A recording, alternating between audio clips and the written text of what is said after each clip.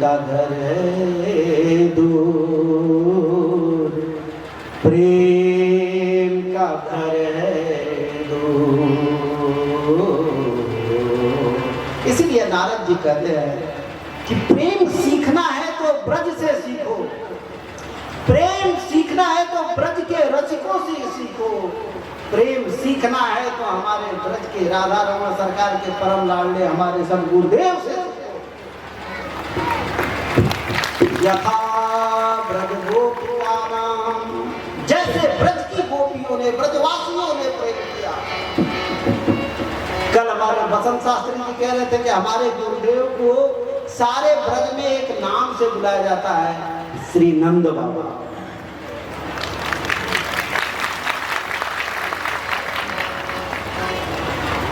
भगवान के प्रति जो वात्सल्य है उसकी प्रतिमूर्ति है। निश्चित रूप से ये दीनानगर पूरा क्षेत्र का एक तीर्थ बना, बड़ा बहुत ही अद्भुत तीर्थ बन गया है।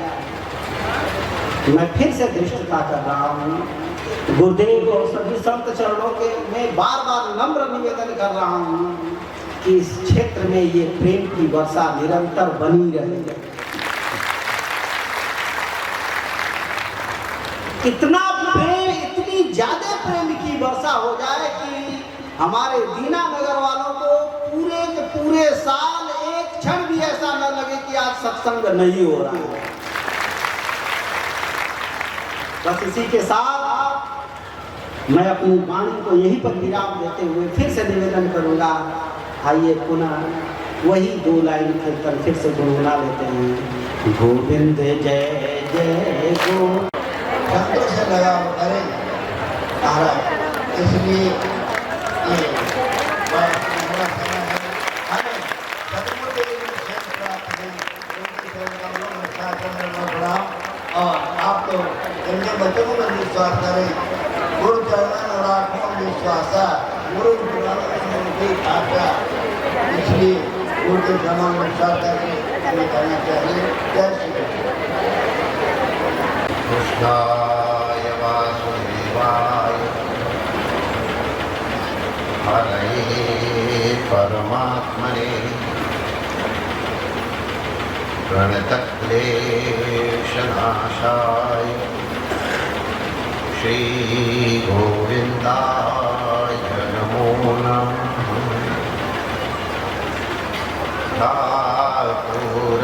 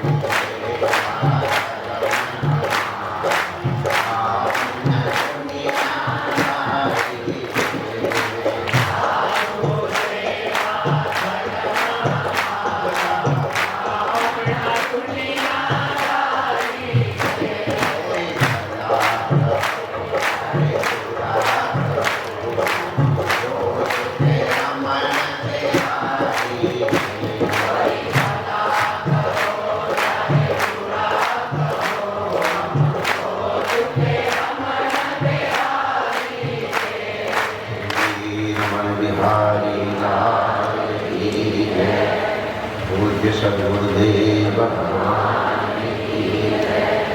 सर्व संत हरिभक्तन की भक्ति ज्ञान सम्मेलन की आज के आनंद की जय जय श्री राधे।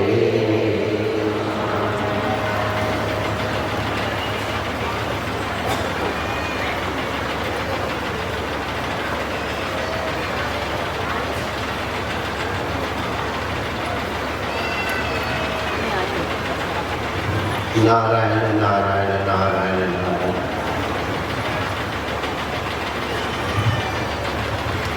भक्ति ज्ञान सम्मेलन का आयोजन किया गया।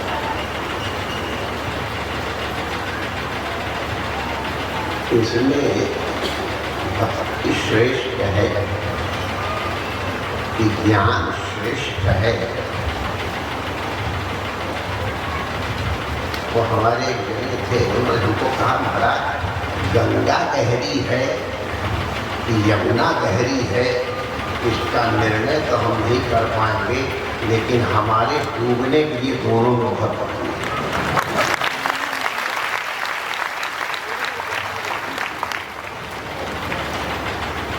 एक चीज निश्चित आप लोग समझिए, जितने भी शास्त्र हैं वो किसी न किसी सिद्धांत को लेकर के आगे बढ़ते हैं, और जिस सिद्धांत को लेकर के वो आगे बढ़ते हैं उसके ही लिए उनका थोड़ा पक्षपात होता है, और ये उचित भी।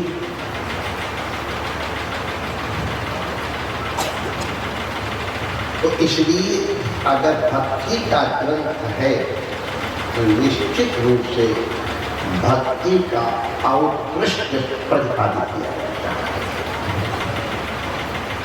और अगर ज्ञान मूलक ग्रंथ है तो वहां ज्ञान को निश्चित रूप से मुक्त। तब आप पूछोगे महाराज दोनों में भेद क्या है?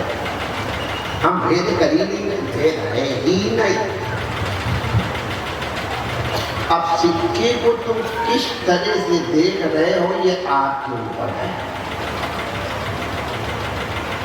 हेड की तरफ से देख रहे हो तो टेल गौण हो जाए, और अगर टेल की तरफ से देख रहे हो तो हेड गौण हो जाए।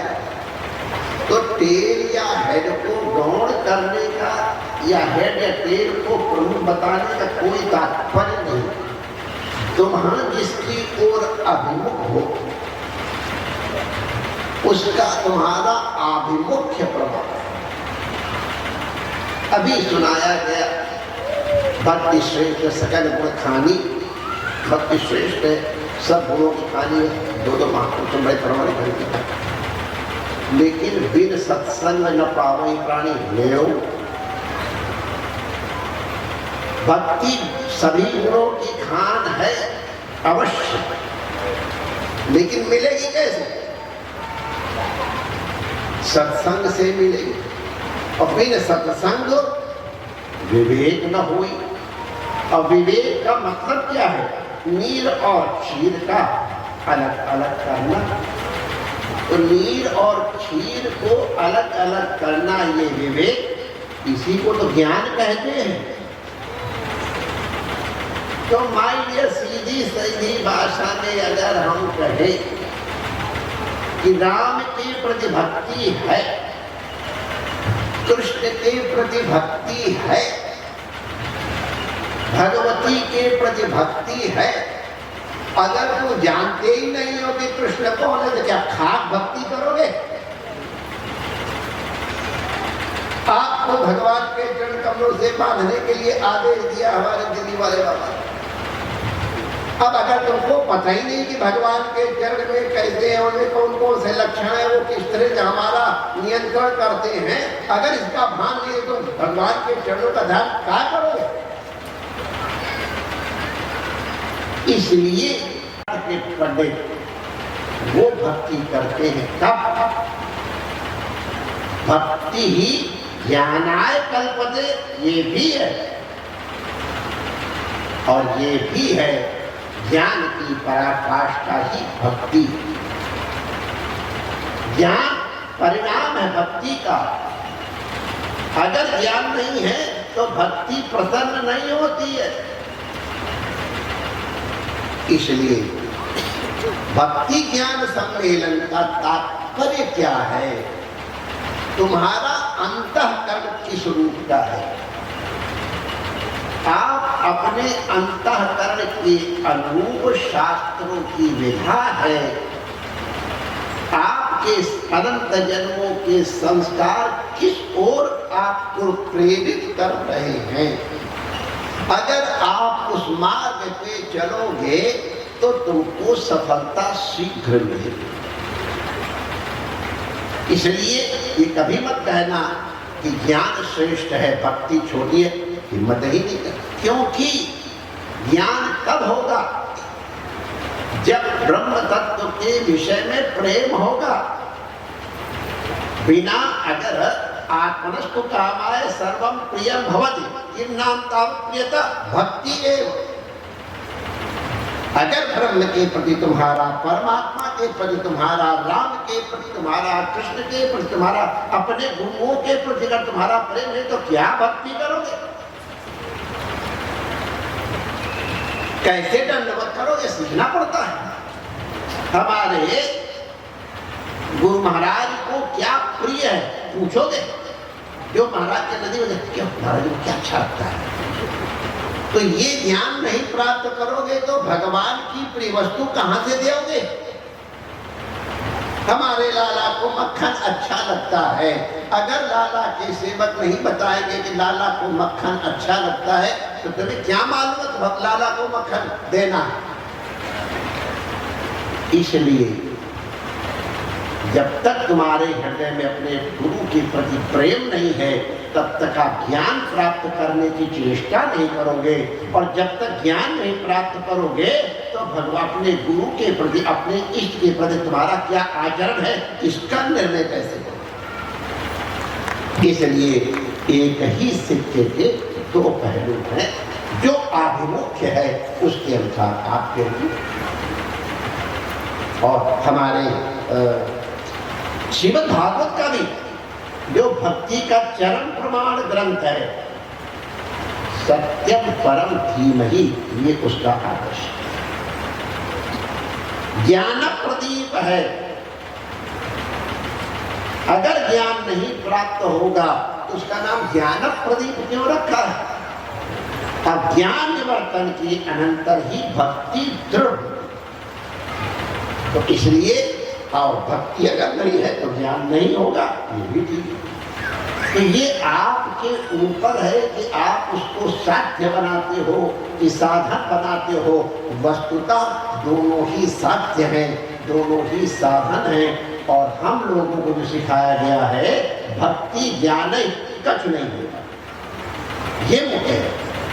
इसलिए भक्ति ज्ञान सम्मेलन में किसी एक पक्ष का हम निर्धारण नहीं करेंगे।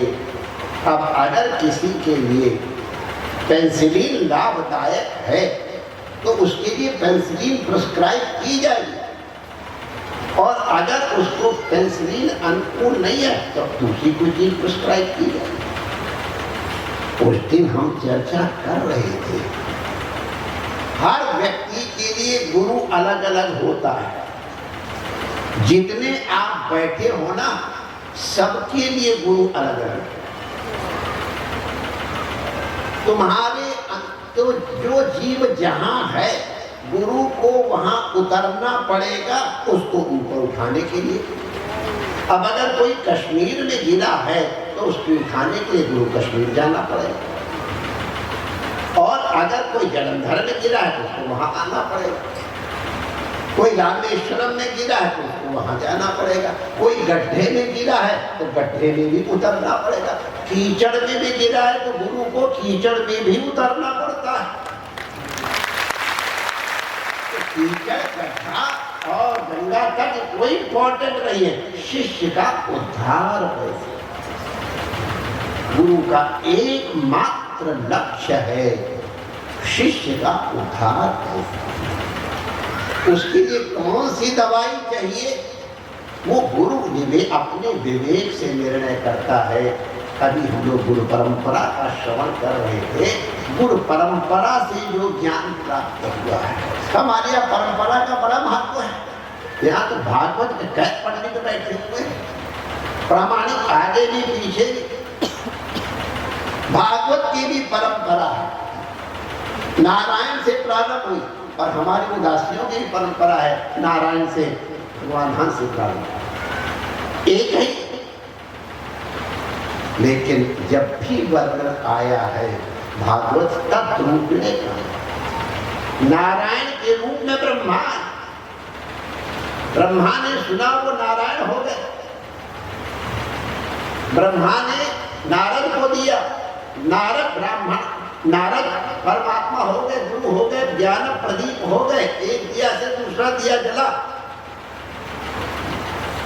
ज्योति वही है जो नारायण की है, जिसको हम लोग स्वयं प्रकाश कहते हैं। यस्य भाषा सर्वमिदं विभाति। जहां कहीं भी प्रकाश है, उसका एकमात्र स्रोत परमात्मा, वही सबका गुरु है। सब पूर्वेशामपि गुरु कालेन अनवच्छेदा।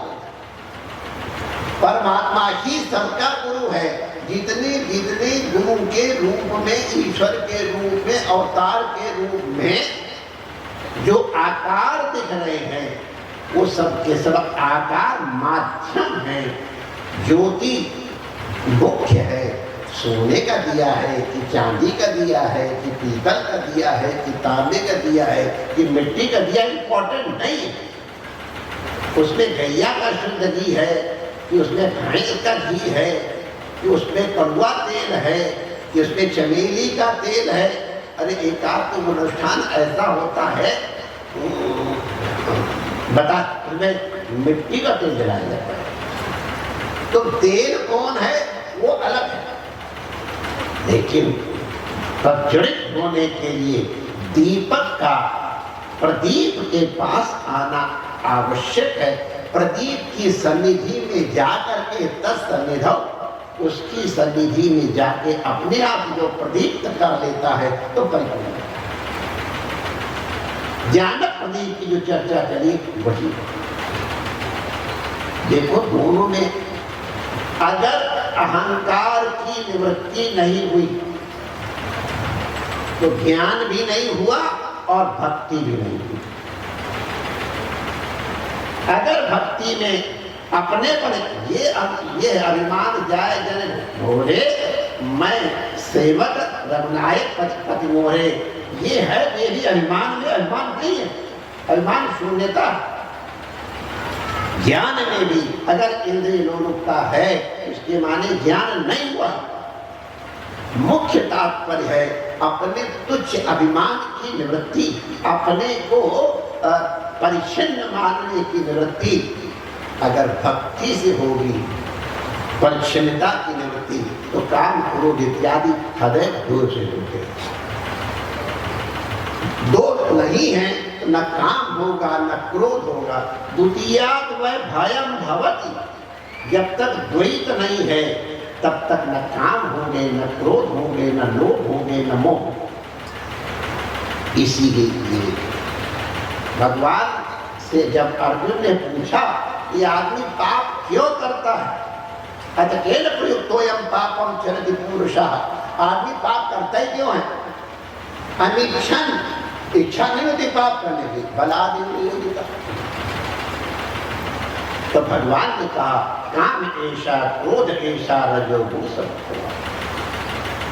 ये अहंकार ही, अहंकार विमूढ़ात्मा जो है वही अपने में कर्तव्य बुद्धि लाता है, और जब भी कर्तव्य बुद्धि आई तो पुण्य भी बंधन हो जाता है। तो इसलिए अपने अहंकार की निवृत्ति अगर भक्ति के माध्यम से है अत्यंत श्रेष्ठ है, ज्ञान के माध्यम से अत्यंत श्रेष्ठ। काम क्रोध की निवृत्ति बाहर से नहीं होती माय डियर, आंखें बंद करके काम क्रोध की निवृत्ति नहीं होती है। भोजन छोड़ देने से भी काम क्रोध की निवृत्ति नहीं होती।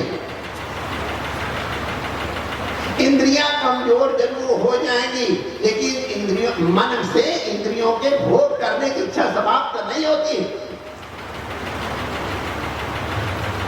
इसलिए इंद्रियों का संयम आवश्यक साधना के लिए है, लेकिन आहार छोड़ देने से आंखें बंद, अरे यार बाहर तो न कोई है, सबको तो संसार अंदर है, हम अपने को किस तरह से देख रहे हैं।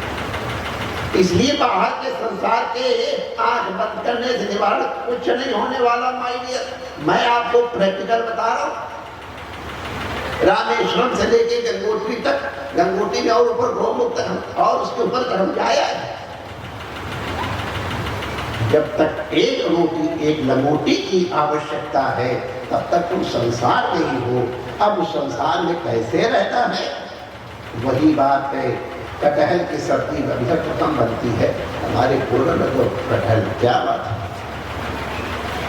कटहल की सब्जी को अगर टुकड़ा करो, अमलिया को, उसका दूध हाथ में लग जाए तो सट जाता, छूटा नहीं। उसको कैसे बचा जाए, तो थोड़ा सा तेल लगा लो बस। अगर स्नेह लग गया तुम्हारे हाथ में तो दूध चिपकेगा नहीं। इसी तरह भगवत स्नेह अगर तुम्हारे अंतःकरण में लग गया तो आपको ये संसार के विषय किसी प्रकार से बांध नहीं पाएंगे। दिखाई पड़ेगा नाटक, लेकिन बांध नहीं। अहंकार की निवृत्ति किस तरह से होगी, ये तुम्हारे अंतःकरण को बनेगा। सबके लिए मार्ग अलग अलग है। देखो, एक उपनिषद की कथा इस चीज को पुष्ट करने के लिए सुना रहा हूं।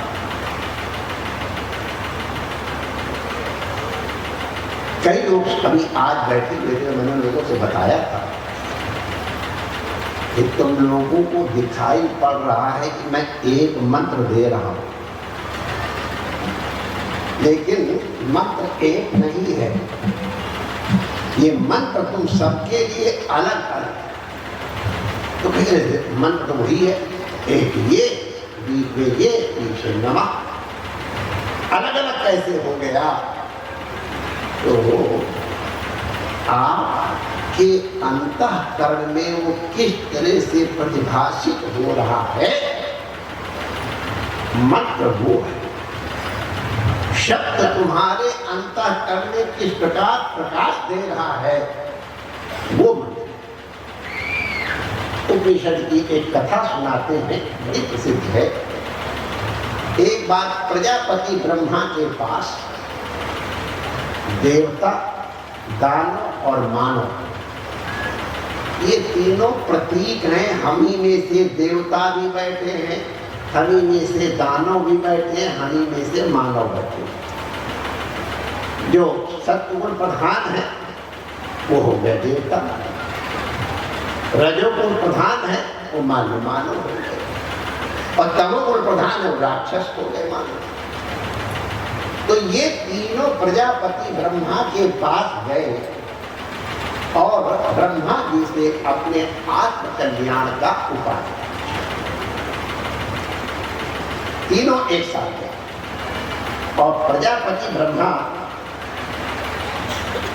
अब पता नहीं उनके पास शायद टाइम की कमी नहीं, उपदेश दिया अगर शिष्य आता है तो गुरु उसको उपदेश अवश्य देगा।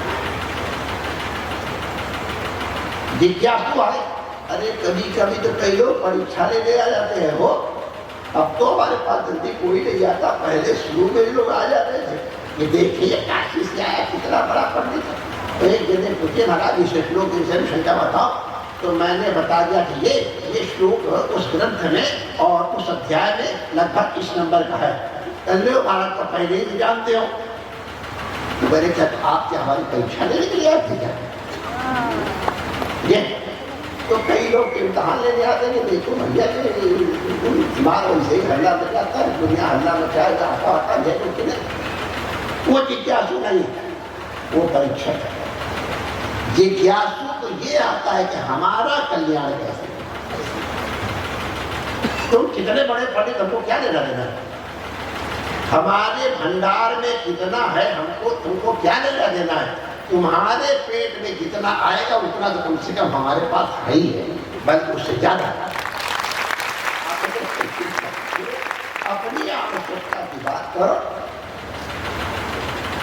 तो तीनों पहुंचे और ब्रह्मा ने उपदेश दिया। देखो चूंकि ये सम्मेलन हो रहा है, कभी कहीं कुछ महापुरुष लोग खूब लंबा बोल देते थे, हमारे हृदयांगी मार्ग पूर्ण करते, टेढ़े टेढ़े होते, ओम ओम करते। ये तो शिष्ट है हमारे, एक आज जगह तो जा अभी मैंने यहाँ पर आके स्टेज मंत्री भर गए, तो छोटा मत मतलब बहुत बड़े जम्मू में जाओ तो पता चलेगा, दूसरे को नहीं मिलेगा। तो वो भी कृपा है। और कुछ संक्षेप में बोलते हैं, वो भी कृपा है। तो एक तो शब्दों में बोल देते हैं, और ये हमारी पुरानी शैली है, आप लोग घबराता मत। 3 प्रकार की शैलियां हमारे यहाँ उपदेश की हैं। एक व्यास शैली, एक समाज शैली और एक सूत्र शैली। व्यास शैली माने अब एक ही विषय को सत्यम परम धीमहि को 7 दिन तक दोनों समय बोलते रहते और मां से सच कह रहे, सत्यम परम धीमहि की पूरी व्याख्या नहीं होगा। इसको व्यास शैली कहेंगे। वो विस्तार से कहेंगे, दृष्टांत देंगे, सिद्धांत बताएंगे, पूर्व पक्ष स्थापित करेंगे, उत्तर पक्ष स्थापित करेंगे, और जो विषय है उसका प्रतिपादन, उसको व्यास शैली। दूसरी समय कम है, प्रज्ञान जी ने कहा 10 मिनट के अंदर आपको पूरा करना है, तो फिर समाज शैली संक्षिप्त में गीता है। तो ये ग्रंथ जो है वो समाज शैली में है। सत्यम परम धीमहि की व्याख्या, जो वेद में लिखा है उसी की व्याख्या, लेकिन गीता में उसको संक्षेप में सर्वधर्मान परित्यज्य माम एकम शरणम व्रज कह दिया, और या उधर कह दिया सत्यम परम धीमहि। और महाराज टाइम बहुत कम है और सबको महाराज तो 2 मिनट में सब कह दीजिए आप आशीर्वाद। और विश्वास करो हमारे यहाँ ऐसे प्रवचन करते, हमारे भगवान जी महाराज जी थे 2-2.5 मिनट का पूरा पहुंचाते हैं, ऐसे करते हैं। हमको उनकी कला के पर मैंने हम पर एक तरह से गुस्सा करा, तो उसको सूत्र शैली माने अल्पाक्षरम असंदिग्धम सारवत विश्वतो। 2-4 शब्दों में एकदम स्पष्ट अर्थ बताने वाला तत्व निरूपित किया गया, उसमें किसी तरह का संदेह नहीं होता। अब जैसे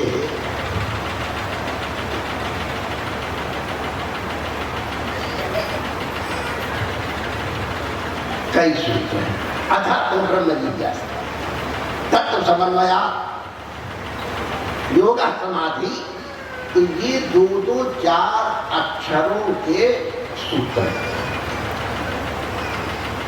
लेकिन हमारे भाष्यकार ने उनके ऊपर कितने पन्नों की व्याख्या लिखी है, और इसके बाद हमारे तत्वैशार्दीकार ने उसके पर और लंबी चौड़ी व्याख्या, वाचस्पति मिश्र ने तो भाष्य को भी कई गुना बढ़ाया व्याख्या करने के लिए, इतना तत्व है उसमें सूत्र। तो सूत्र में भी कहा जाता है, संक्षेप में भी कहा जाता है, समाप्त में और विस्तार से भी कहा जाता है। ये तो जब तक शिष्य पहुंचा। एक चौथी शैली है, वही असली शैली और वो प्रमाणिक शैली है। उसमें किसी तरह, क्योंकि शब्द का जब भी प्रयोग किया जाता है उस तत्व को नहीं बताया जा सकता है जिसका निरूपण किया जाता है, वो शब्द का विषय ही नहीं है। अब अगर अंधे को लाल रंग तुम व्याख्या करो, चाहे कितना पंडित हो आप, अंधे को लाल रंग से परिचित शब्दों के माध्यम से नहीं करा सकते हो, व्याख्या कर लो। वो तो जब भगवत कृपा से इसको कभी ऑपरेशन में नेत्र खुले, अच्छा ये है लाभ, तो उसी तरह से उस तत्व के विषय में शब्दों में निरूपण देते हैं। असली होता है तो उसको कहते हैं उत्तम ज्ञान, और वो उत्तम शिष्य और उत्तम गुरु के पास, बहिर्मुख के पास नहीं। गुरोस्त मौन व्याख्यानम शिष्यास्ते छिन्न संलया। गुरु ने मौन जो कुछ कहना था भगवान दक्षिणामूर्ति ने कह दिया, और शिष्या को छिन्न संशया, क्या हो गया, क्या हो वो मौन व्याख्या कहलाती है। और वो जब तक गुरु और शिष्य का एक तार नहीं मिला है तब तक वो कम्युनिकेशन नहीं होता। लेकिन उसके पहले पहले ये सब, ये हमने आपको इसलिए परिचय दिया कि एक प्रवचन की कई शैलियाँ आपने देखी, वो सब की सब आदरणीय। तो ब्रह्मा जी ने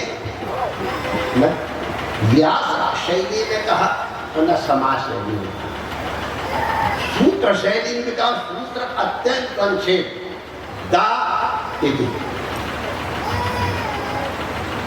दा इति, बस एक अक्षर का उपदेश दिया, दा, वो दवात वाला दा। क्या जैसे जब हम मंत्र देते हैं तो कई लोगों को हम कह देते हैं इसमें दंडवत वंदना करने में या पूजा करने में या कोई और पर्सनल जिज्ञासा करने में कि अपना टाइम वेस्ट मत करो। दीक्षा के बाद का समय बहुत इम्पोर्टेंट होता है, बहुत इम्पोर्टेंट, इसमें कोई इसमें वेस्ट मत करो, जाओ तुरंत बैठ के आगे जब करो। मैं 2-3 बार कह दूंगा और फिर भी एक आज सोचते हैं अरे गुरु जी को उनको क्या पता है, दंडवत करने का पुण्य ज्यादा है, और आ जाते वहां दंडवत करने। अब वो अपराध हो गया। गुरु की आज्ञा का निषेध करना बहुत बड़ा अपराध होता है। अब वो अपराध लेके अगर तुम चले जाओ तो जिंदगी भर का तुम्हें नुकसान होगा।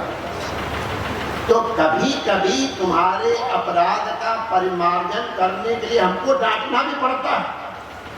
हमको डांटने की कोई रुचि नहीं है, तुम मत करो, जब मत करो नुकसान, लेकिन अब हमारे पास आए हो, पाप लेके क्यों जा रहे हो, इसलिए मैं डांट लगा देता हूँ। डांट लगाने से कम से कम पाप का यथोचित प्रायश्चित हो जाए। कभी कभी अपराध आप करते हो, गुरु को संत को क्या लेगा। जब ये बात आ गई है, आप लोग कुछ लोगों को शिकायत करते हो, बड़े क्वेश्चन है, अरे माई डियर तुम्हारे ऊपर कल्याण करते हैं, अगर चुप रह जाए तो।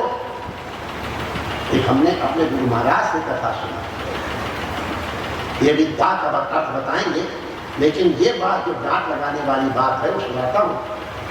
एक बार एक गुरु और एक शिष्य नाव में जा रहे थे, और एक जने सज्जन कहीं भोजन कहीं करने में आता, वो चाहते हैं कि जो छोटा चेला है इसको गुस्सा दिलाओ। तो गुरु जी से ने कुछ नहीं कहा, पहले तो चेले को जैसे पूछे कांचे, और चेला नया नया बना था। गुरु ने कहा कि बेटा शांत रहना, पुराना हो गया और पता नहीं क्या करता, हमको मालूम नहीं है, वो समझ चुका वो। और अच्छा जब उसको चिढ़ाने तो न चिढ़े तो लोग और चिढ़ाते हैं।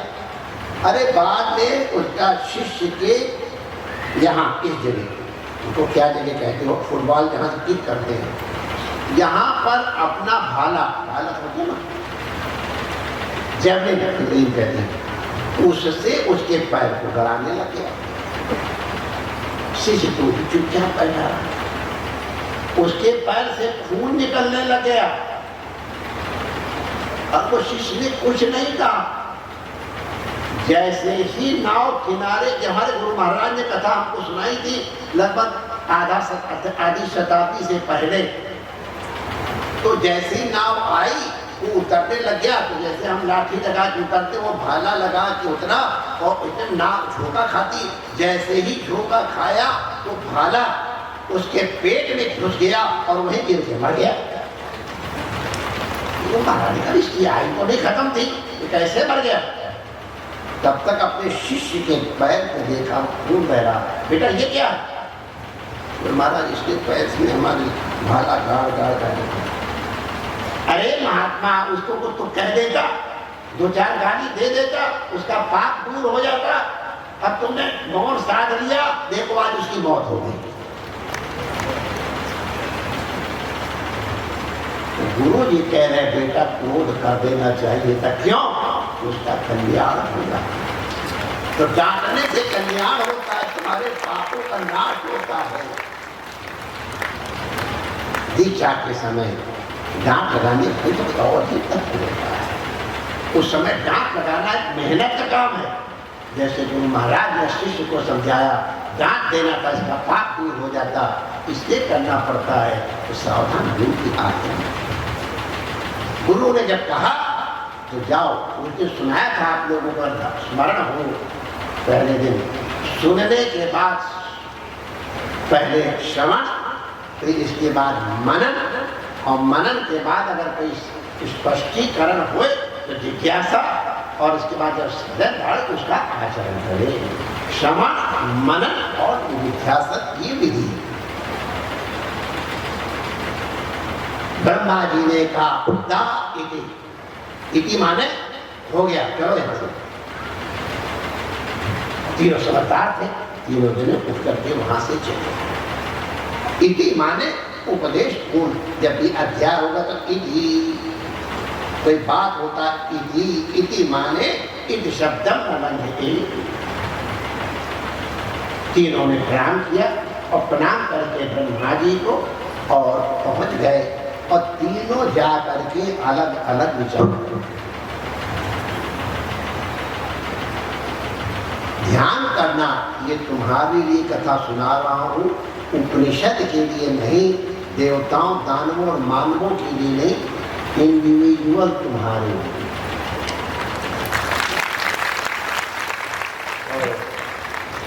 सबसे पहले देवताओं को ही ले लेते हैं। देवताओं ने सोचा पिता बाबा ने दा का उपदेश दिया है, दा का मतलब क्या है, जिज्ञासा है। तो सोचा, अभी हमने बता एक दिन हमने किसी महात्मा से कहा कि महाराज आप लोगों ने जो निर्णय किया है उसमें हमको संदेह नहीं है, हमारी पूरी श्रद्धा है, लेकिन हमको स्पष्ट नहीं हो रहा है। स्पष्ट करने के लिए हम आपसे प्रश्न कर रहे हैं। और तब उन्होंने प्रयास करके और हमको उसकी व्याख्या की प्रमाण दिया।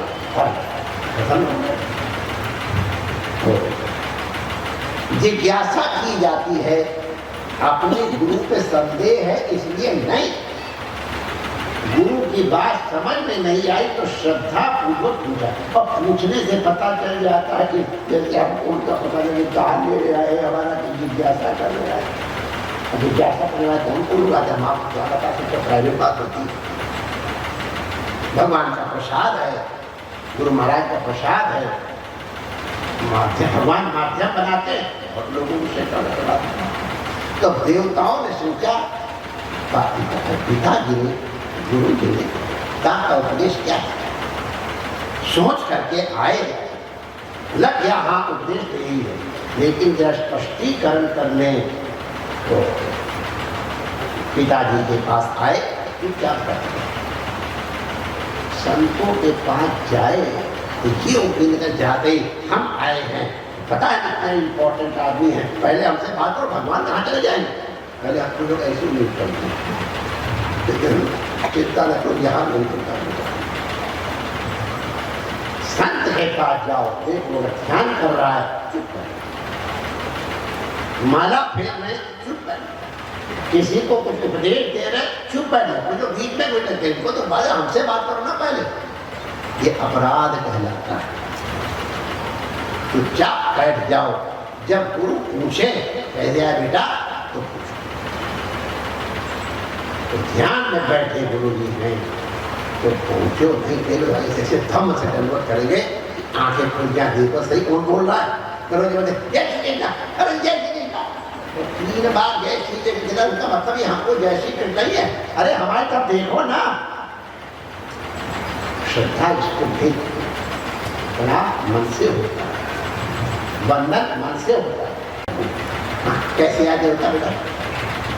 पिताश्री आपने उस दिन हमको दात का उपदेश दिया था, ये बेटा दिया था।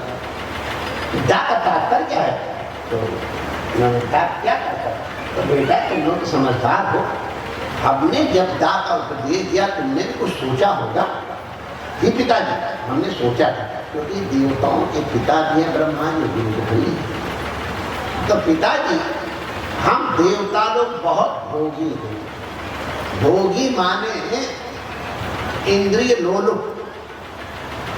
देवता जीवनी लोग इसीलिए प्राप्त करते हैं स्वर्ग लोक में बहुत सुख मिलते हैं। आँख के सुख, त्वचा के सुख, रसना के सुख सब।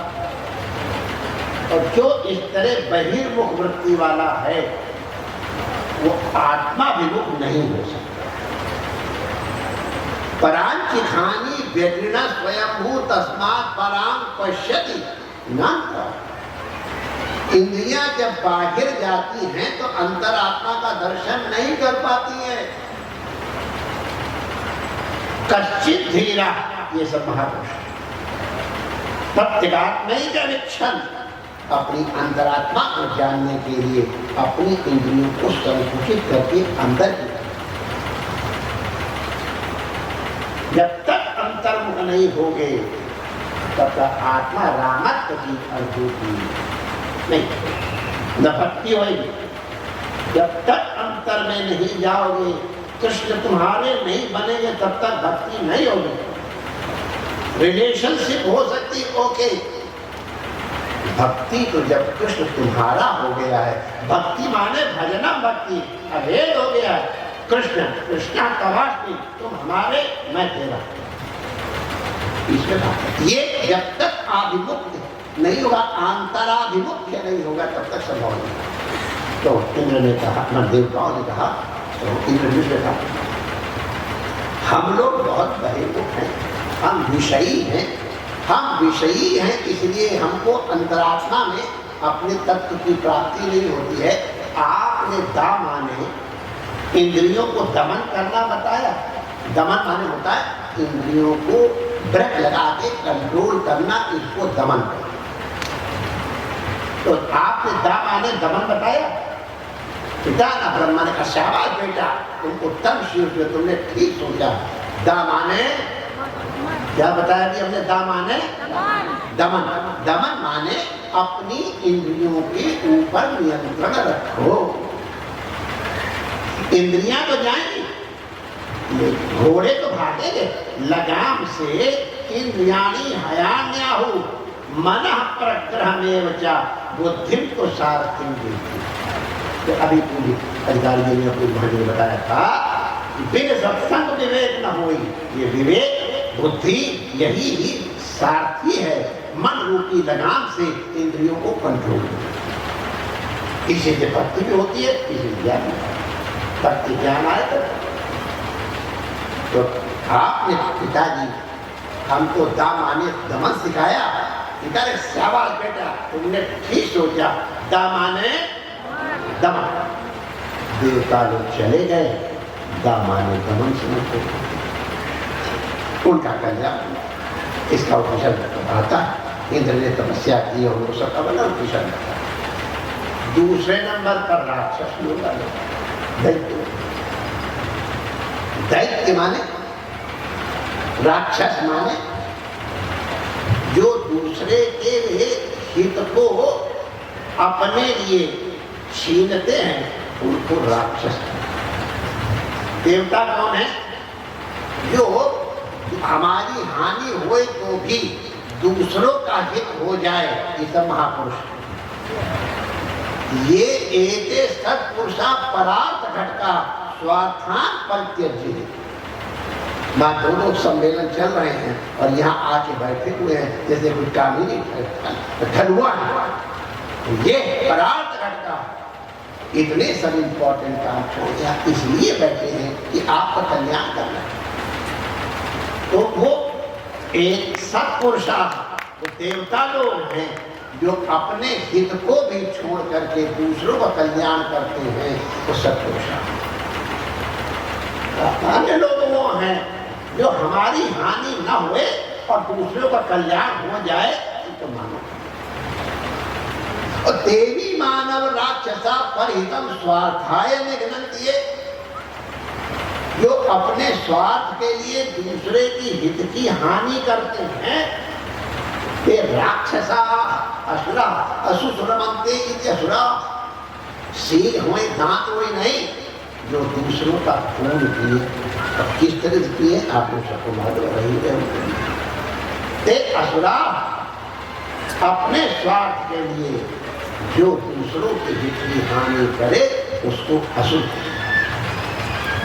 देवी मानव राक्षसा पर हितम स्वार्थाय निघ्नन्ति, तो जो अपने स्वार्थ के लिए दूसरे हित की हानि करते हैं उनको तो आप राक्षस कह दिया। और जो काज दाहिने बाएं उजनो स्वभाव ही होता है। किसी तरह दूसरों की हानि होए, अगर दूसरे हानि बड़े फिर मानो लाटरी खुल गई है और किसी का काम बन जाए तो जल के खाक हो जाते हैं। जो दूसरों की हित की हानि, जैसे ओले गिरे तब खेत खराब हो गया, लेकिन खेत खराब करके ओले निकल जाते हैं। कुछ लोगों का ये स्वभाव होता है, दूसरों की हानि कैसी हो, दूसरों को नुकसान कैसे पहुंचाया जाए, दूसरों को पीड़ित कैसे किया जाए, तो कहे उनको राक्षस क्या देखे न जानी मैं, उनको तो राक्षसों ने लिया, वो राक्षसों से भी तो राक्षस लोग तो ब्रह्मा जी से वही प्रश्न किया, बाबा आपने दा को दे दिया था। हाँ बेटा, दा माने क्या है? तुम बेटा क्या समझ गए? तुम दिन प्रणाम करके गए, कुछ तो समझे होंगे। कहाँ क्या महाराज, हम लोग बड़े क्रूर हैं, दूसरों का खून पी करके हमको सुख मिलता है, दूसरों को दुखी करने में हमको आनंद आता है। तो हमारे एक दूसरे को पीड़ित करेगा तो कभी सुख से नहीं रहेगा, इसको तो पक्का नोट।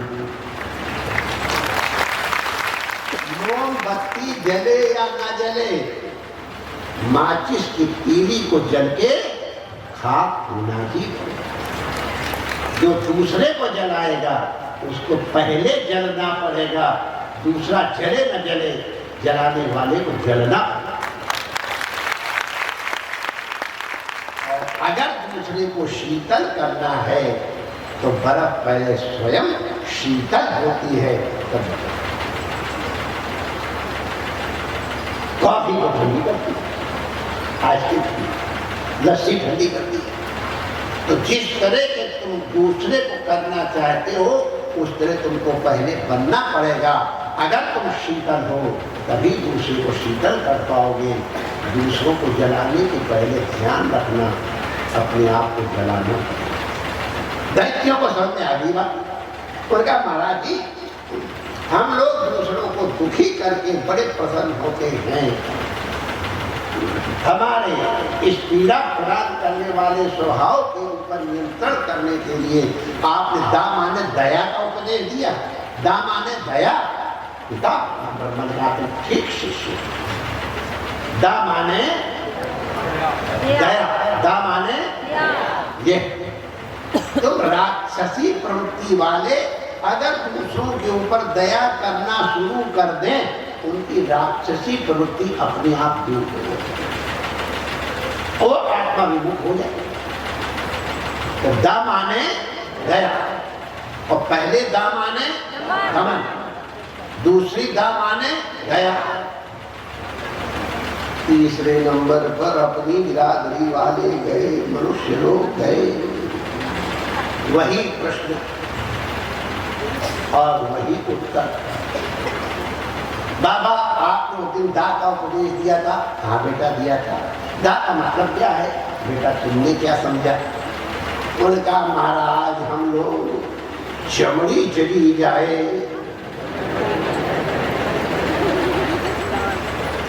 दमड़ी सुरक्षित होगी। अपना है वो तो हमारा है ही है। कैसे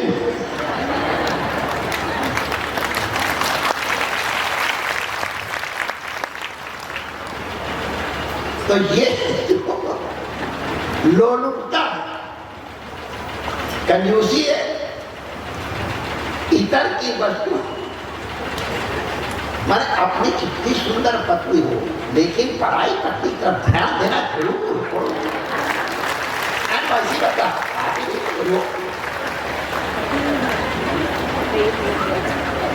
अब ये रोने की कई उदाहरण ऐसे कि हमारे पास अच्छी खासी कार है, लेकिन अगर इसने बढ़िया कार ले ली तो बस हमारी इतनी बढ़िया कार रह गई। उसने वो कार कैसे ले ली, जल के खाक हो जाए, क्या करवाई उसने?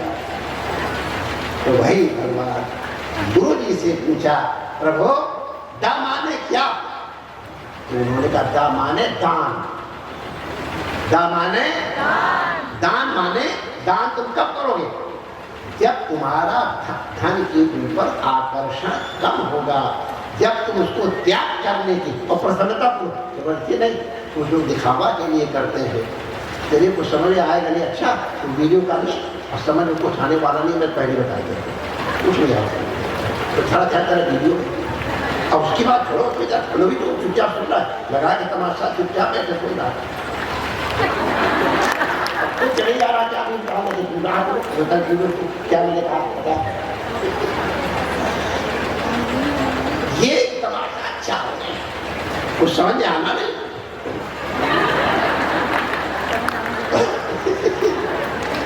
तो जब धन की ओर से तुम्हारा आकर्षण कम होगा, जब धन का सदुपयोग करने की तुम्हारी प्रवृत्ति होगी कि ऐसे तो हमको 5 रुपए का फल मिल रहा है और हम दान करेंगे तो इतने गुना मिलेगा, ये समझ में आएगा। देश में काल में देशे काले जब पात्रे क्या, तो उस तरह से जब उत्सर्ग करने की भावना होगी, तब तुम्हारा ये जो मोह है, धन के प्रति लोभ है, वो नष्ट होगा और जो लोभी है उसका मन भगवान को, उसके लिए ये दान करें। दान माने तो दान माने किसी को सम्मान देना दान भी है, किसी को मीठे वचन बोलना वो भी दान है, और कभी कभी किसी के कल्याण के लिए उसको डांट लगाना भी।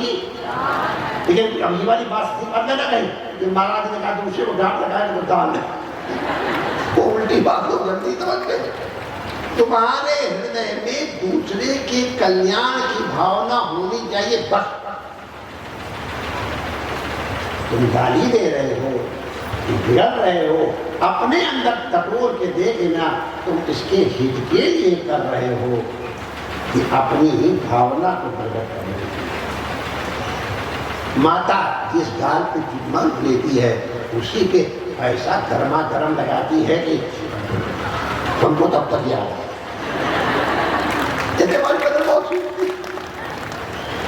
ठीक है, मैंने देखा आपको चाहता तो लगाया, मैं तो खुद करो वो बेचारी देर तक रोती है करने को बात। और जब यहाँ से हाथ जाता मात लगता गया लगा बचेगा नहीं, तगड़ा पंजाबी हाथ, लेकिन यहाँ आते आते इसकी स्पीड कम हो जाती है, एक्सेलरेशन जो कम हो जाता है, और याद वो सारा जोर मार दिया। तो है दान, समझ गए? दान माने अच्छा, अब अपना इम्तहान ले लो। पहला दाम आने, दूसरे दाम आने, तीसरा दाम आने, एक ही उपदेश करने वाला, एक ही समय में एक ही दिया हुआ उपदेश ये 3 लोगों में अलग अलग कैसे बट गया? जो जिसका अधिकारी था उसको उस तरह से। इसी तरह माय डियर, सबके अंतःकरण अलग अलग हैं।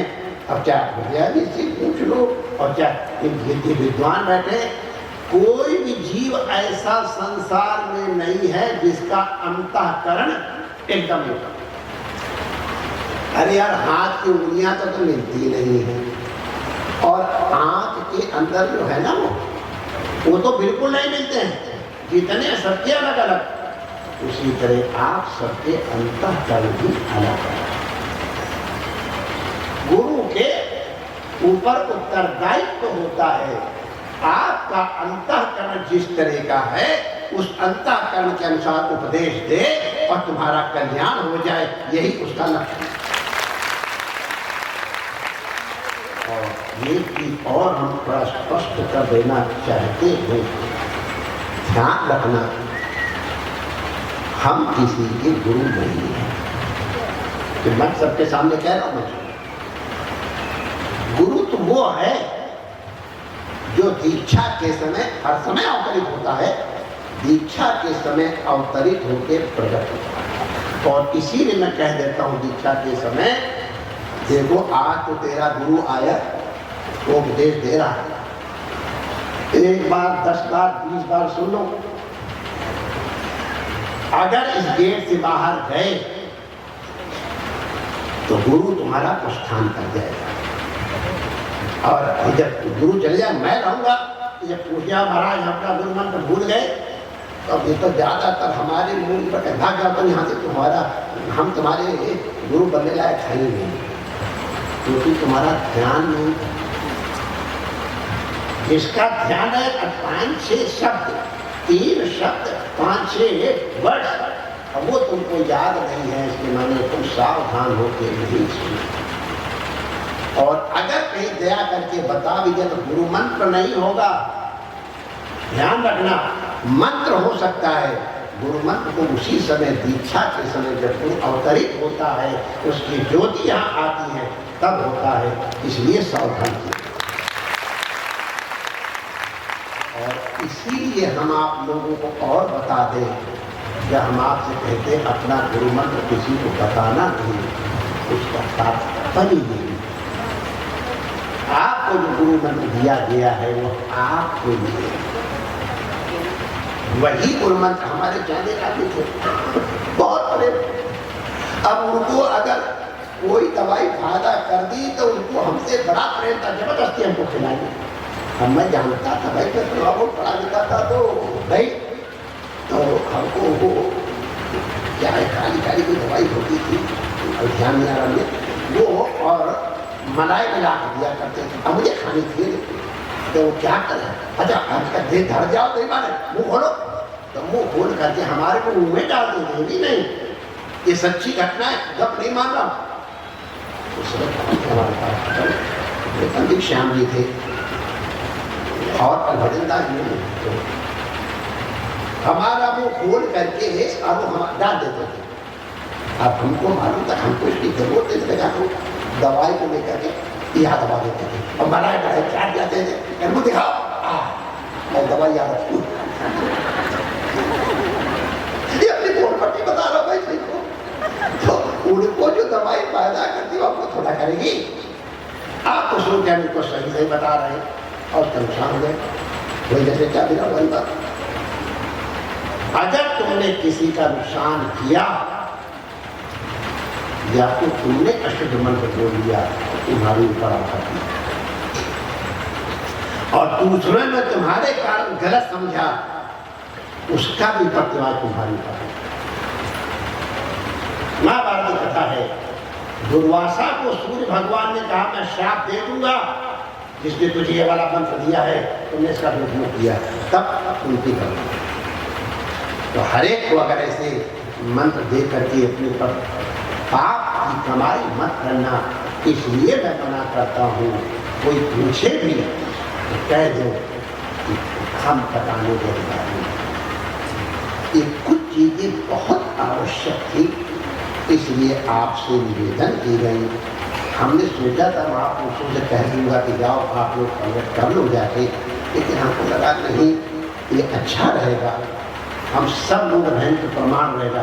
सब लोग रे माँ बेटानी बैठे थे, लखनऊ वाले बैठे थे, अधिकारी बैठे, सब बड़े बड़े थे, इसके मारे महाराज जी द्वारा भेजे थे, तो प्रमाण।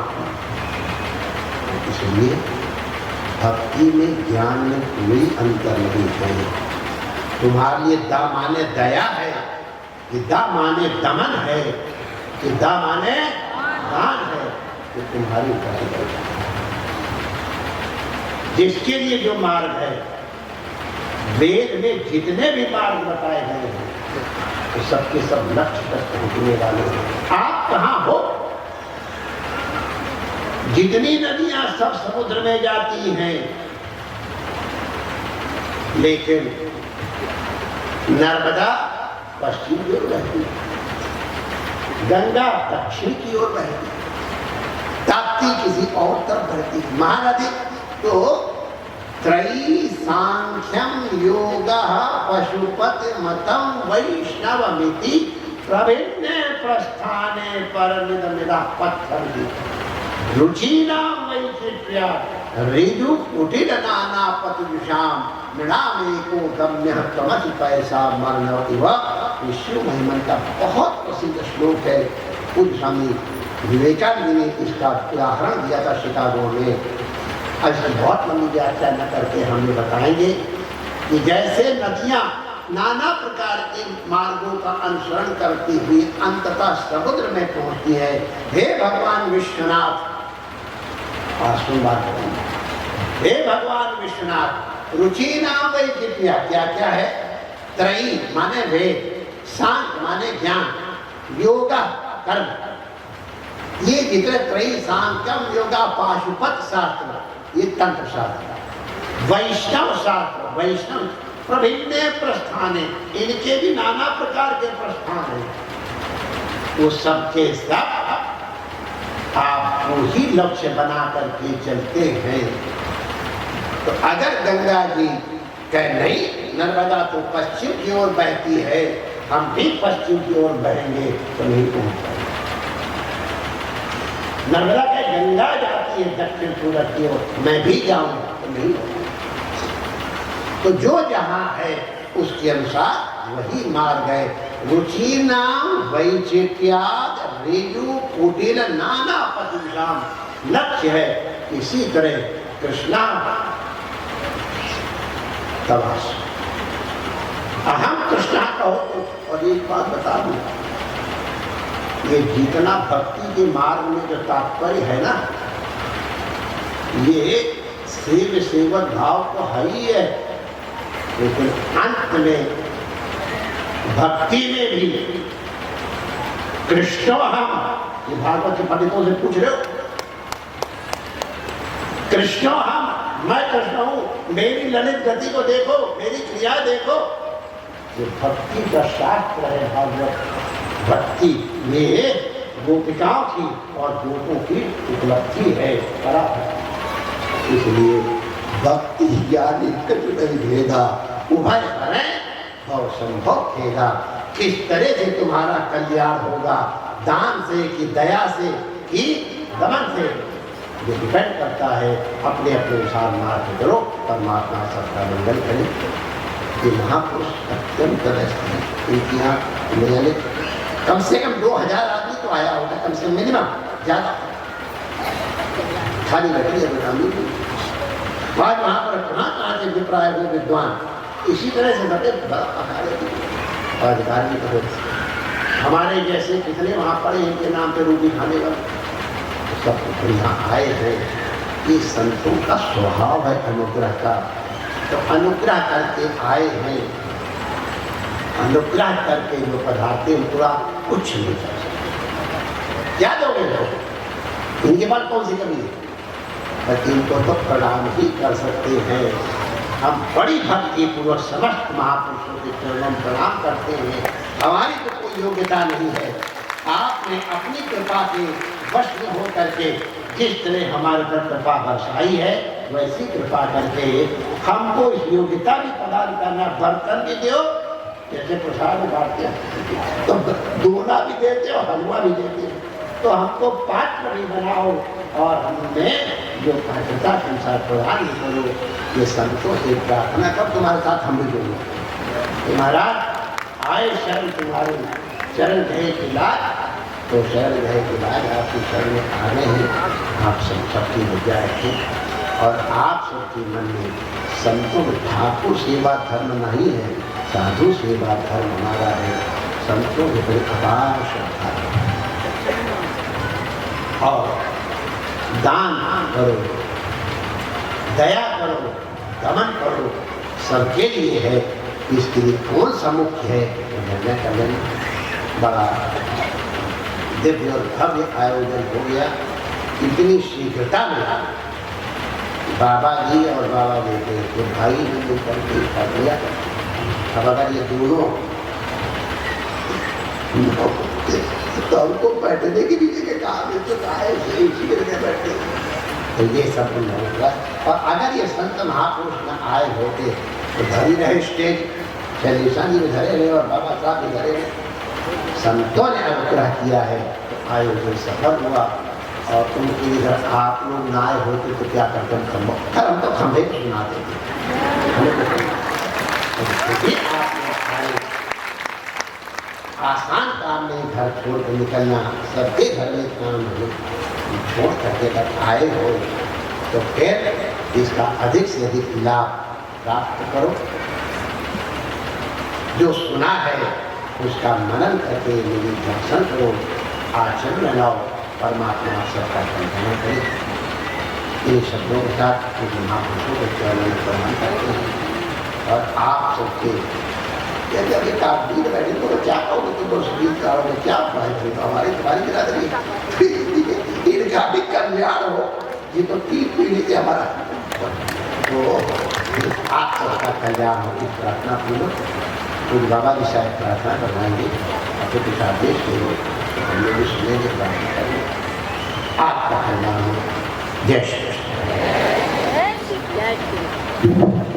जय श्री सद्गुरुदेव भगवान की जय, सर्व संत हरि भक्तन की जय, सनातन धर्म की जय, गंगा यमुना मैया की जय, गौ माता की जय, रमण रेती धाम की जय, दीनानगर ग्राम की जय, आज के आनंद की जय, आज के आनंद की जय, आज के आनंद की जय, जय जय श्री श्री राम, राधे, जय जय श्री राधे, जय जय श्री राधे। श्री कृष्णाय वासुदेवाय हरे परमात्मने प्रणतक्लेशनाशाय गोविन्दाय नमो नमः। श्री कृष्णाय वासुदेवाय हरे परमात्मने प्रणतक्लेशनाशाय गोविन्दाय नमो नमः। श्री कृष्णाय वासुदेवाय हरे। तेरा दर पड़या यदोदा तेरा ओ लुटी लुटी पत्थरी मोहत लुटी यदोदा तेरा लड़ पड़या लुटी लुटी पत्थरी मोहत लुटी लड़ पड़या। बोले गुरुदेव भगवान की। तो सारी संगत को इस कार्यक्रम की बहुत बहुत बधाई। बोले बधाई हो, बधाई हो, बधाई हो। इसी तरह सब आस करते हैं कि अगले साल भी महाराज की पावन कृपा हम सब पे बरसे। अब माता बहन अपना कार्यक्रम करेंगी।